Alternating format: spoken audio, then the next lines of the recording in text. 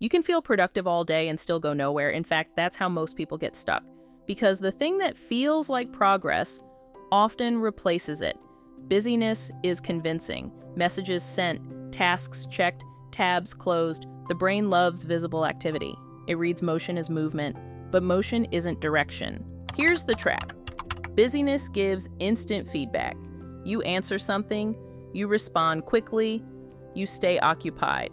Each action gives a tiny sense of relief, not accomplishment, relief.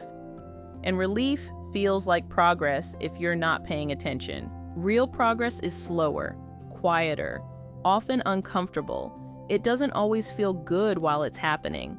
So the brain looks for substitutes. It chooses tasks that are easy to start, easy to finish, and easy to repeat. Not because they matter, because they pay fast. That's why you can work all day and avoid the one thing that would actually move you forward. Busyness fills time. Progress changes position. One creates noise. The other creates leverage.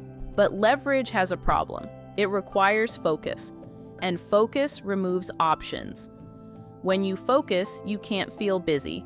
You feel exposed. No multitasking, no constant feedback, no distractions to hide behind. So the brain resists. It says, just do a few more small things first, which sounds reasonable and feels responsible. But that's how weeks disappear. Here's the quiet test. If stopping the task would create anxiety, it's probably busyness. If stopping would create relief, it was probably progress. Busyness keeps you safe. Progress puts you at risk. Risk of failure, risk of being wrong, risk of finding out you chose the wrong thing.